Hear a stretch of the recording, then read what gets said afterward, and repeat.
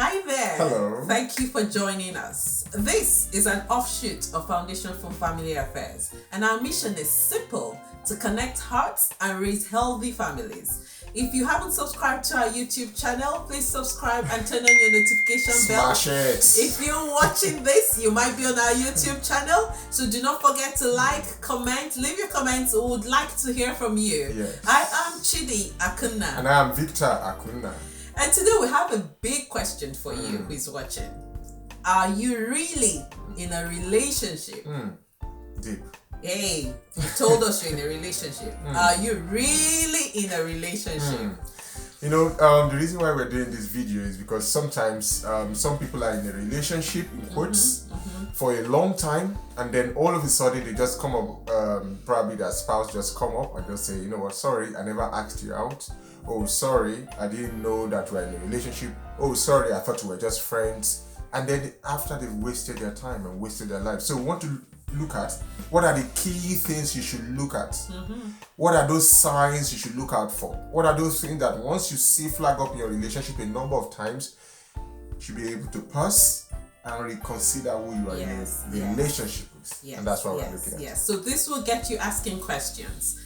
Ask yourself first, and then it might be up for discussion between you and your partner. And the first point we'll be considering today is this person is never available. Now, when we say available, yes, there's one thing to be physically available to you and for someone to be physically available, and it's another thing for someone to be emotionally available. Now, some people are often in a relationship, and then when something happens, you can't even call your significant other. You have to always, the person you reach out to is someone who you're not in a relationship with. It might be your friend, you know, that person you call even to vent, that person you call when things are falling apart, when something of shock hits you. It's sometimes not the person you're in a relationship with. So we'll be asking, are you really in a relationship? Okay, and then the flip side of it also is that this person is never within reach. When we talk about being available physically, never within reach. You're always the one who has to call. You always have to pick up the phone to call. He never calls back. He never checks on you. He goes 24 hours, sometimes many days in the week, and never calls. Then you need to be asking, are we really in a relationship? And why is this important? Well, this is important because we need to understand that in a relationship, especially when you are dating, and particularly when you are in courtship, you need to understand the fact that you are rehearsing for marriage. Yes. So it's not like, oh, okay, it's like this during our dating time. Well, maybe it's going to be different in marriage. No. This is likely to be a reflection of what's going to happen in marriage. So whatever you know you will not be able to deal with or handle, you know, we always talk about negotiable and non-negotiable. If it's something that you cannot negotiate, it's something you cannot stand, all right, it's a red flag for you to take a pause and take a second look, all right? So some people will say, what about if we are having a long distance relationship? That doesn't mean you're not available. That's true. People who are having long distance relationship, in fact, most times they make more time. All right, because there was a time we were dating, when different time zones. We were courting rather. We were in different time zones, whereby her own, I think 5 a.m. in the morning was my own 12 noon. All right, so we had that plan. I knew that at 12 noon, when she's waking up before she goes out to prepare for anything, we had that time where we slated it in, we need to talk at that time. It lasted for about a year when we were almost a year. All right, so what I'm trying to say is that is not an excuse. If, because of the long distance relationship, you are using it to rationalize the situation, that's not an excuse. The person should be able to make efforts, all right, to connect with you. If someone is missing you, they will move mountains, they will change, they will make plans, they will make themselves available, and that's one key thing. And in practical life, we say that the test of value is in its sacrifice. The sacrifice you're willing to make for a thing. Absolutely. So if you're not making that sacrifice at this point, we wonder what would happen in marriage. So it's something people need to look into. Now, and why I'm going to highlight this is that there are people who are socially not cued on. right? They're lacking in social cues. Yes. So you might need to help your significant other. If it's someone who doesn't realize that we need to be talking, we're in a relationship, we need to be discovering more about ourselves. Absolutely. We need to be fine-tuning our values through communication. Then you might need to wake him or her up. Yes, flag it up that this is important to me. All right. Ask the person questions. All right. So I want us to have regular conversations. So when is the most convenient time? All right. It's understandable if the person is busy at the time, but they cannot be busy all 12 months. 52 weeks. Make that time. Make plans. Yeah. Okay. So another critical point, and I like this one, is this person makes you feel small in his presence, or you feel small in his presence. Maybe it's not the person making you, but him you feel that way, him or her. Sometimes you're not around. What's important is that you feel small in this person's presence. Yes. That's not a healthy relationship. So we'll be asking, are you in a relationship? Do you want to continue in this kind of on this path? You want to say something? Yeah, by feeling small, we don't mean that the person accomplishment are so great that you feel small. No, that's not what we mean. We mean that you always feel like you need to hide who you are. You need to shrink to reduce your worth and your value and your essence and your core to be able to fit into this person's expectation. No, that's not good, because that's not sustainable. Relationship should give you a platform to be a better version of yourself, not to be a worse version of yourself. So if you are interacting with this person and every time you can't even share your accomplishment, you can't share your dreams, you can't share your hopes, you can't share things that things that are fundamentally you need to become someone else. All right, to take on a different persona almost. That's not a very good sign, because it's not a sustainable thing. It's going to make you lose your identity eventually, and that's what happens to a lot of people who maybe they lack self-esteem, and so they are trying to get self-esteem from somebody else. They're trying to get it from a relationship. No, you can't get self-esteem from a relationship. The person can help you be a better version of yourself, but your primary responsibility is to be whole and be full and be healthy before you get into a relationship. That's why we discourage people trying to use someone else, maybe because they had a heartbreak and they're trying to do what we call a rebound. They're just trying to look for somebody else to latch on to draw some form of energy, to feel like, hey, yeah, me too, I have a new babe now. No. Fix you, girl. Fix you, guy. If without you doing that, you're going to stumble and develop a lot of self-sabotaging behavior, or stumble into it's like when you have a cut in your hand, and instead of you to apply medication and heal it, you are like, you're just using bandage to just cover it. Or what's going to happen is going to rot in. Your skin will be damaged and will be scarred. And so you see people who are wounded and scarred emotionally, and they are latching on to relationship, latching on to food. Some people use food to medicate. All right, they latch on to all kinds just to hide that feeling and that pain.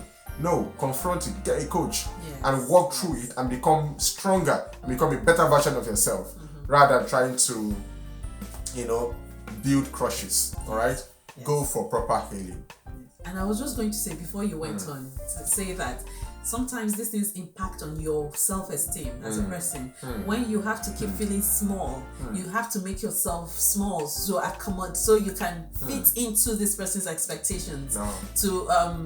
It will impact on your self-esteem. And one thing you'll always say is that I'm going to come from the perspective of a woman.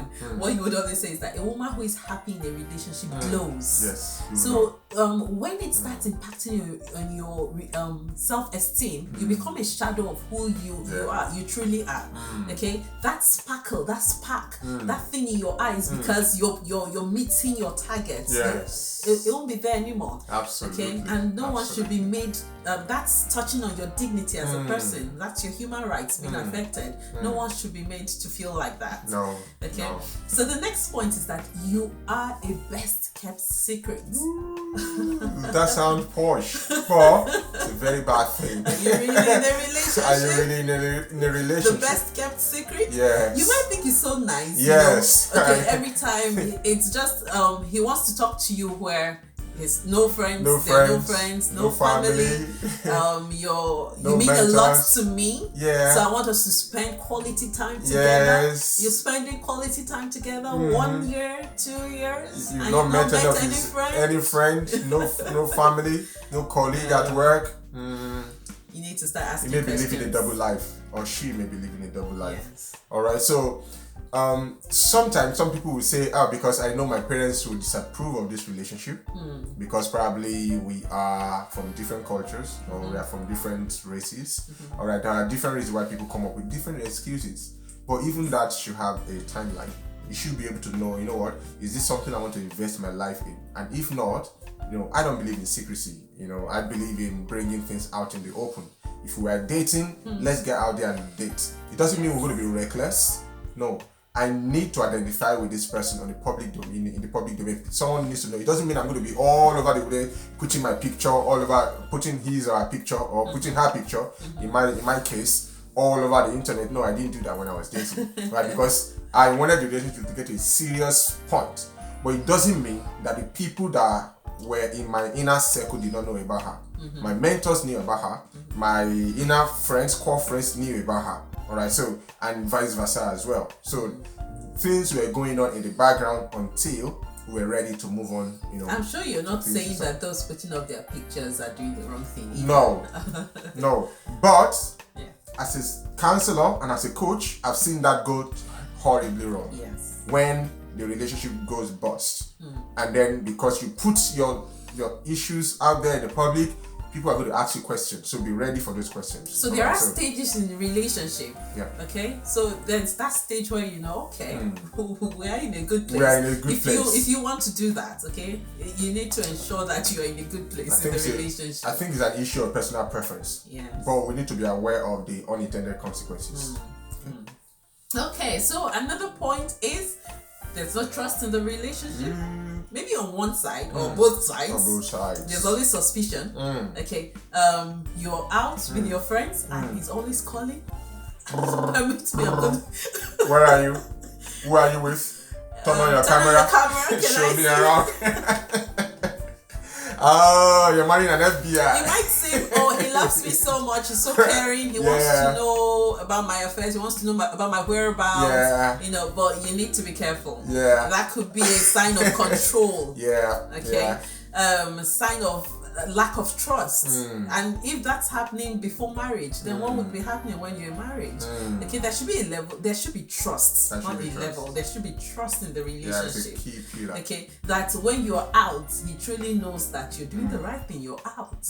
Okay, otherwise, then you need to review things. So there is an element of that is good.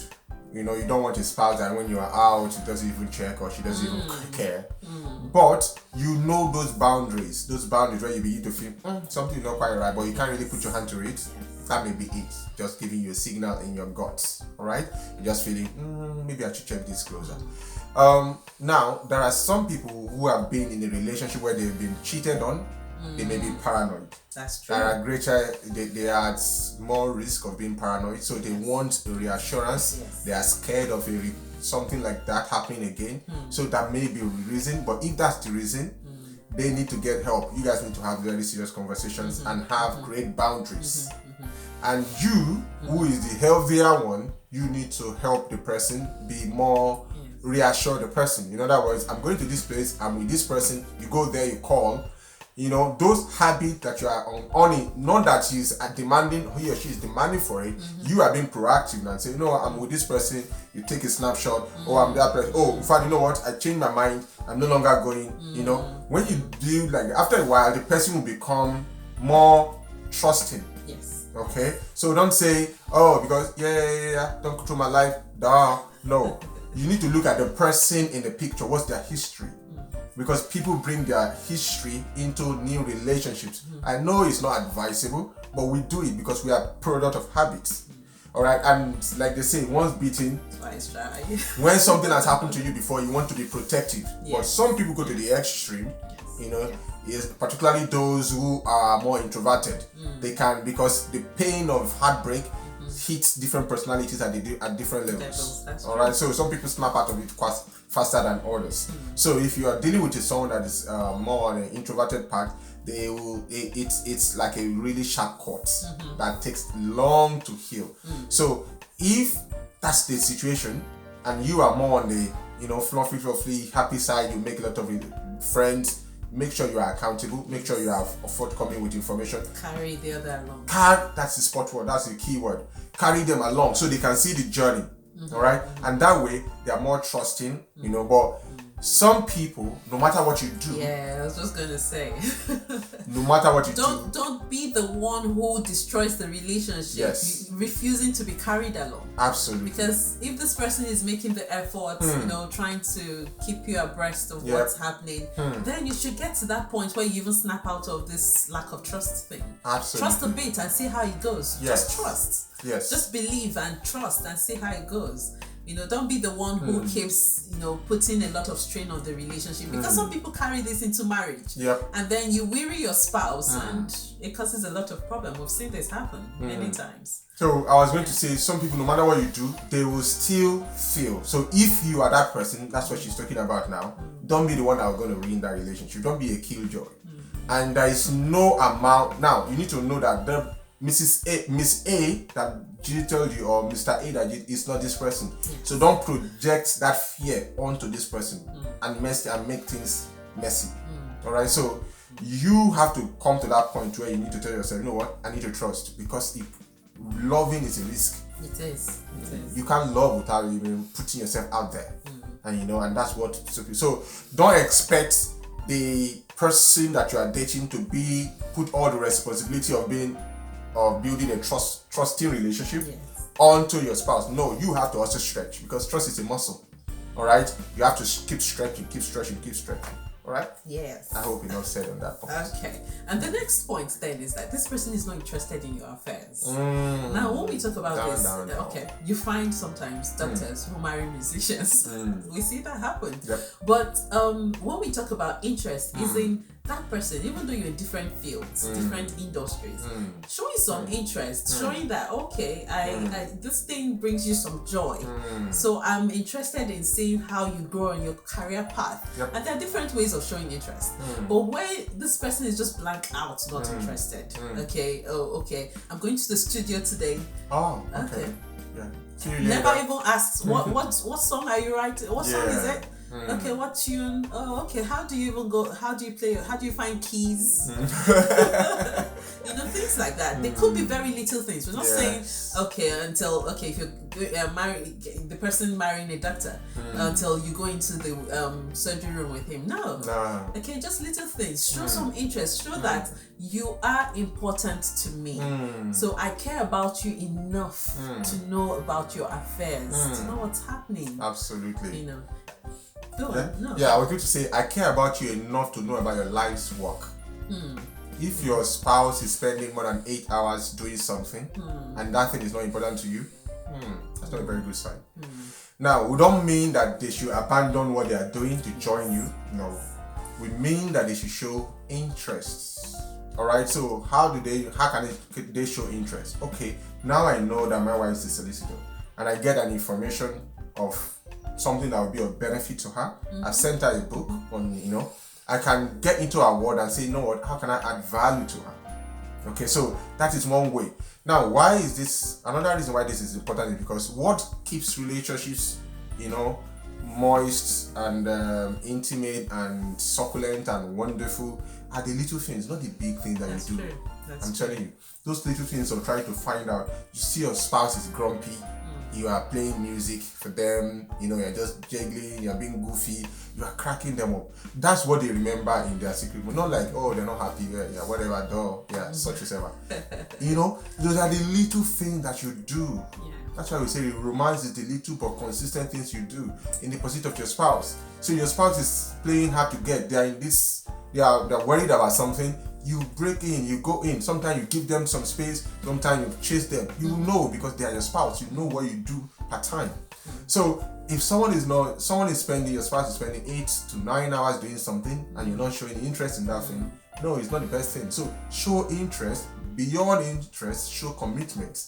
All right, in seeing them grow in their career, in seeing them in doing whatever you need to do to make their lives easier, to make it easier for them to chase their career and to be the best, to give them suggestions, to find out what is working at well.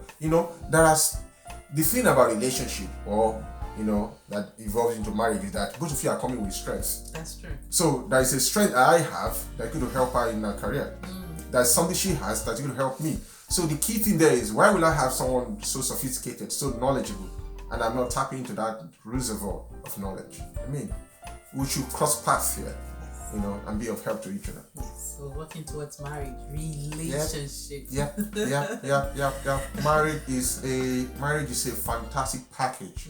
I'm telling you. Okay. Nobody lives it the same. Yes. Go on. Okay, so the next talking point. Too much now. No, you're not. I like it. Yeah. You want to say more? No. Okay. No, I'm done. So the next point is that this person is abusive. No. Now, when we say abusive, there are different kinds of abuse. Okay, it could be physical, it could be verbal.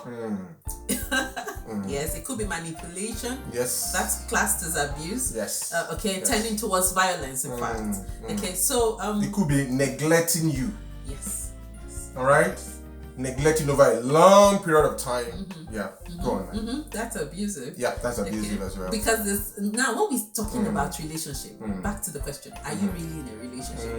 When we talk about relationship, it means you both have reached that point where you made an agreement to work towards marriage. Yes. There's an agreement, so there's something we're working towards. It's not friendship, it's not the peripheral stage where we're just getting to know each other. No. Okay, it's that place of commitment. Yes. So that's why what he said is so critical. That's okay, we are in a relationship and you think it's okay to just neglect me for a long time, no contact. The first point we made about not being available, no contact, you just go away. I think it's okay. No, that shouldn't be happening in a relationship where two people are committed, have made commitment. Now, so when we're talking about abuse, now talking about physical abuse, he hits you the first time, you make an excuse for it. Okay, I think he was very upset at that time.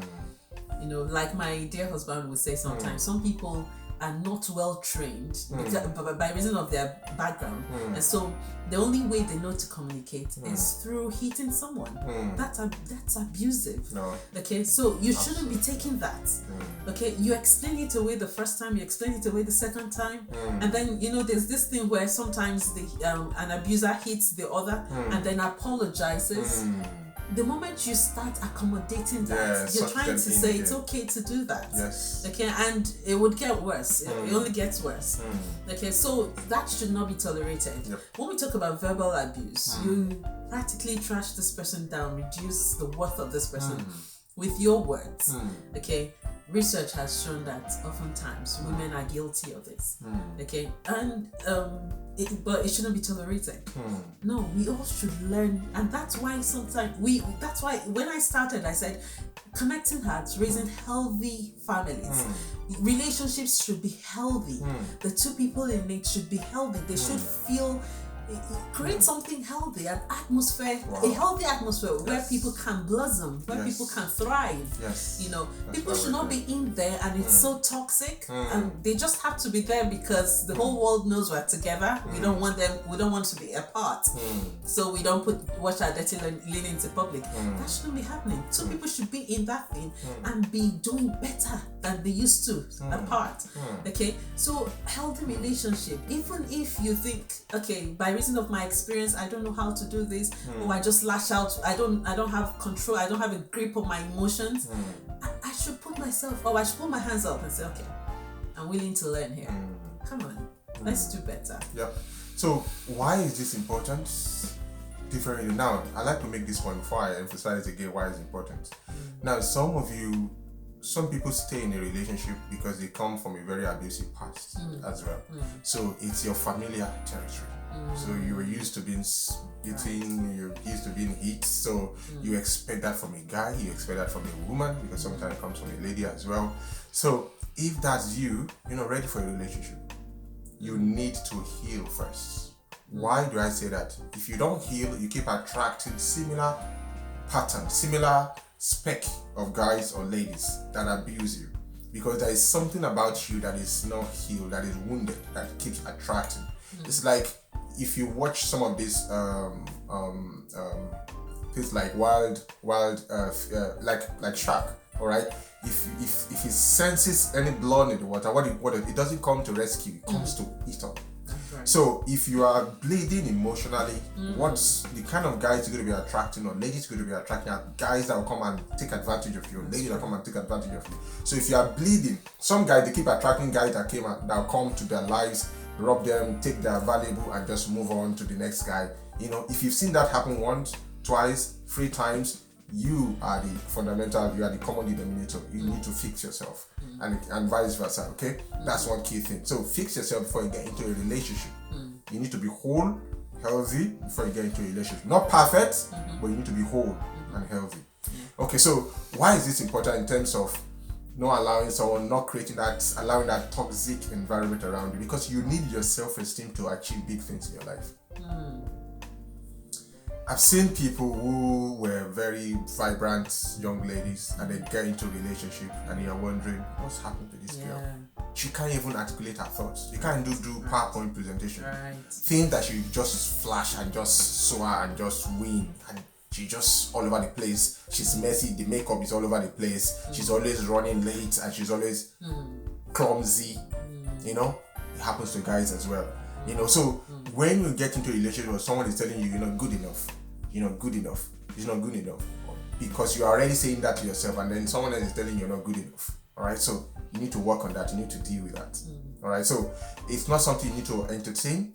I have resigned from jobs before because I had a toxic environment. I told myself, no, if I stay here, I won't be able to achieve big things in my life, because this job is robbing me of my self-esteem. I was 24. All right, so very, very critical. So self-esteem is so fundamental. It determines the kind of goals you achieve, you chase. It determines the kind of organizations you think you are suited to work in. It determines the kind of person you think you deserve. It determines the kind of treatment you think you deserve. So self-esteem is so solid, it's so fundamental to many things that you pursue. It determines the kind of dreams you think you should chase. So self-esteem is so whatever is robbing you of your self-esteem, you need to check it. All right. So if you have issues with your self-esteem, you might not know, so you may need to get help. Now, how do you know? If anytime people correct you, you take it personal. It's not just that correction now, it's you now. So let's say, or maybe let's say, so this person corrects you, it hits you so hard, and maybe like, are you saying I'm stupid? Are you saying I'm not good enough? No, it might be something that you need to work on. That's a different story. But what we are saying is that when someone is trying to control you to keep you small by undermining your intelligence, that is somebody to run away from. All right, the person is trying to steal your future, not give you a future. That's what I like to say. Okay, that's super. Very great. Okay, so the next point is, when you're together, all you do is have sex. We'll be asking, are you in a relationship? No. Because sometimes people forget what they should be doing during courtship. Yes. Now you've made a commitment to walk this path. You should be exploring, not exploring your bodies. Yes. Okay. You should be asking questions. You should be seeking to discover each other. Okay. Ask questions about your past. Ask questions. Okay, what would we be doing together in the future? Why are we together? There's so much to explore. Okay, and this is why sometimes some people would advise against having endless courtships, having courtships that drag for too long. Yes. Okay, because it gets to that point where it's like you're beginning to run out of topics, and then you start, exploring your bodies. Okay, and why we would often advise against this is when you start doing that, it takes away your focus from what you should be asking. It blurs your mind. So things you should say, like when we talked earlier about someone who is abusive, sometimes these people, they don't just drop into that way into marriage. Okay, they come into the relationship like that. you should see these things. You should see these signs to know that, oh, this person is abusive. But when you start spending time exploring your bodies, it blows your mind. Yes. So when you're together, in fact, before you even get together, when you're on phone, you'll be talking about, what we're gonna do when we meet, when we're together, you know, and then it's just the whole physical thing. It becomes too physical that you're not engaging your minds. Okay, you're not discovering yourselves. You're not asking questions you should be asking. What's this person like when he's upset? You don't know. And then when you get into marriage, it hits you. You're like, oh wow. I just are you like this? It's always been like that. It's always been like that. It's just that you were blindsided to it. You didn't see it. It was in your blind spot. All right. So what she's saying is that when you engage and you activate your emotions through sex, it blinds your rational thinking. It suspends the rational part of your brain, which is where you are able to assess if you are in danger or not. So, and that only that's why they say love is blind, marriage opens the eyes. What they mean is that after you now get married and that emotional part begins to dissipate, you now begin to think rationally. The rational part of the brain now get activated. By then, you're already hooked. Okay, so rather than getting into that messy situation and then trying to retract yourself and messing up your life and involving many people, all right, do a due diligence. Stop that emotional discussion and put a check on it. Create boundaries. Put a hold on it, and if possible, further into the relationship. Okay. Because sometimes singles ask that question. When should we start talking about the topic of sex? Okay, further into the relationship, fix your wedding date. It helps you both. Yes. Okay, so you don't start consuming before time. Absolutely. Yeah. It's advisable maybe like when you have maybe like 1 month away to your wedding, then you can talk about some things. Why? Because at that time, if you do it right, you'll have asked some very pertinent questions. What are your dreams? What are your ambitions? What do you want to do with your life? Where are we going to live? How many children are we going to have? Okay, how are we going to allow access to in-laws? All right, so where are the boundaries here? Okay, how do you want to earn? How are you earning at the moment? Do you plan to change jobs in the future? How do you want me to communicate to you when I want to change my job? Are you happy for us to live apart and work? Ask a lot of very pertinent questions. Are you in debt? All right, who are your exes? Why did you break up? All right, there are questions to ask. Okay, so you need to know the history of the person you are getting into a relation, because we all bring our histories into a relationship. True. That's it. True. So very important, very, very important for you to know this and not to get yourself into this kind of situation whereby at the end of the day you're asking yourself, oh Lord, how did I get it? No, you make the conscious effort on a daily basis. It didn't happen overnight.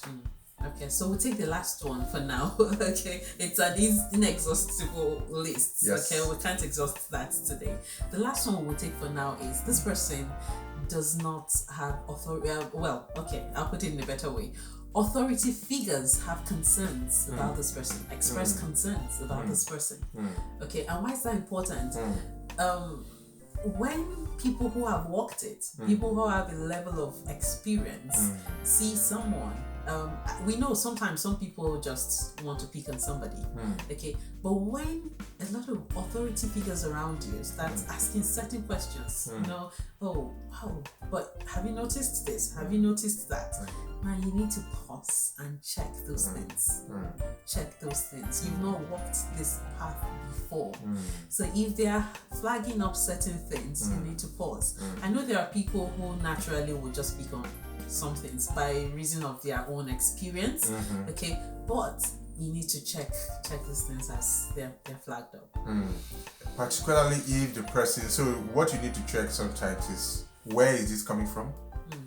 Because sometimes some people flag up things because of their own insecurities. So they feel that, with this new person coming into our life or his life, I'm losing control. You need to check what that is. Alright, so sometimes people flag that up because they genuinely care. They feel that there is something you're not observing. So check it, and so don't just wave it aside. That's what I'm saying. Even if the person is bringing up an issue based on their own insecurities, still check it. Alright? Because at the end of the day, you are the one that will go to live in that marriage. Alright, so check the person's background, check what they are saying. Like she said, people who have walked the path, alright, they can see things that you can see. all right, experience, like starting a business, and someone that is already doing 50 years in a certain industry is telling you, yeah, check this, check this, check this. You're like, oh no, don't worry, we are in the tech age. Okay. You need to check because they have experience you can buy with money. So know what they know, leverage on that, and then so on. Okay, and then of course we would like to introduce you to our Intimacy Builder program for singles. Absolutely. We would leave the link under here, under the video. So just click on the link. If you think you want a 1 hour free diagnosis, we can talk, rub minds on this, and see how to help you out. Basically, what we aim to do is to prepare you for marriage. All right. Now, like we said, we have a history of being bringing into a relationship. So when you see a certain pattern that has been happening in the dating, in the relationship you've had in the past, you are the common denominator. So you have some issues that you need to resolve within yourself so that you can be healthier to be able to attract the right people. All right. So now, if this video has been good to you, all right, if you've loved or learned one thing, tell us what you're going to do differently as a result of this video. Yes. Write it in the comment section. Second thing we want you to do for us is to write a title, something you want us to do a video on, and then we'll research it, and then we'll do a video about it. And don't forget to subscribe, turn on your notification bell. Okay, like it and share with your contacts. Share with friends you think this might help. Absolutely. Okay. You might be saving a marriage. Until we come your way again, it's goodbye from us. Goodbye from us. Bye bye.